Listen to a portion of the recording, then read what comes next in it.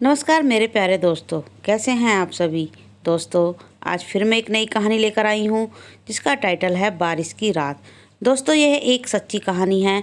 मेरी ये कहानी सुनने के लिए मेरे चैनल को लाइक करना, शेयर करना और सब्सक्राइब करना ना भूलें। तो कहानी शुरू करते हैं बिना देरी के।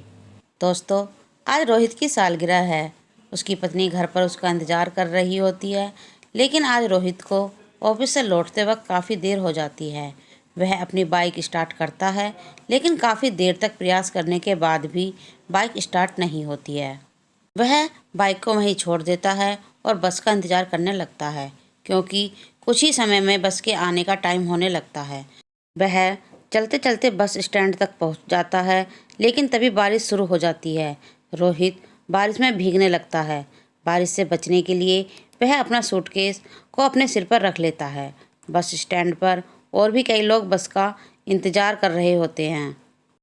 यह सभी लोग देखने में बड़े ही अजीब लग रहे थे। तभी रोहित महसूस करता है कि बारिश की बूंदें सिर्फ उसके ऊपर गिरना बंद हो गई हैं। जब उसने देखा तो बगल में एक व्यक्ति अपनी छतरी के आधे हिस्से को रोहित के ऊपर किए हुए था। यह देखकर रोहित हल्का सा मुस्कुराया। उस व्यक्ति की लंबाई रोहित के बराबर थी। हाथ में बहुत सारी अंगूठी और चेहरे पर चश्मा लगाए हुए था, जिससे रोहित उसका चेहरा ठीक से नहीं देख पा रहा था। उस आदमी ने कहा, यह बारिश का मौसम भी बड़ा अजीब है। कहीं तो बहुत ज़्यादा बारिश हो जाती है और कहीं सूखा, कहीं लोग का जीवन देती है तो कहीं मौत।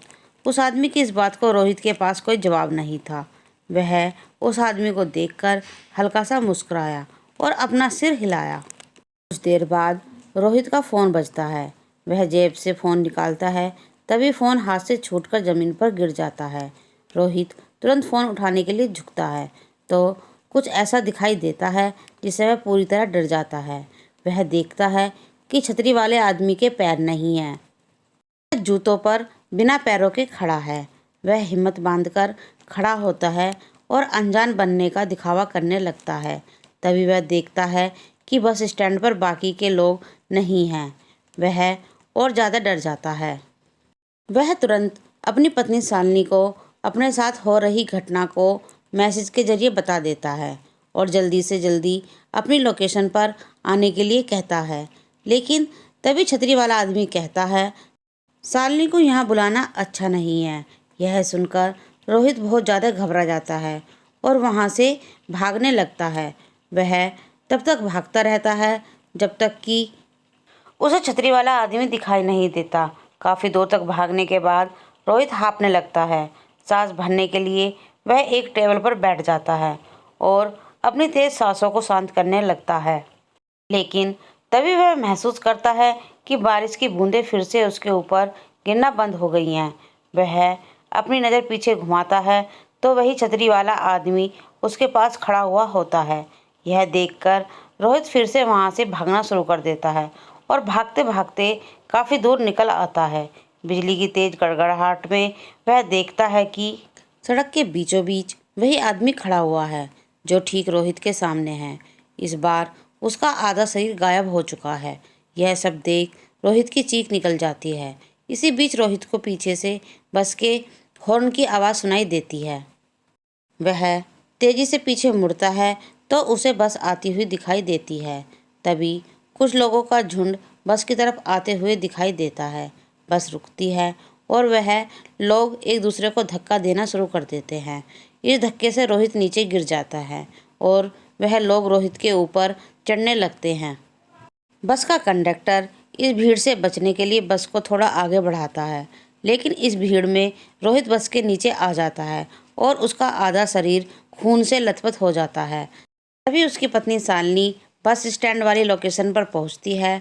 जैसे ही वह रोहित को ढूंढते हुए इधर उधर देखती है तो उसे रोहित सड़क के बीचों बीच दर्द के मारे कराहता हुआ दिखाई देता है। आधा शरीर बस के नीचे कुचल चुका था और मदद के लिए कोई भी इधर उधर दिखाई नहीं दे रहा था।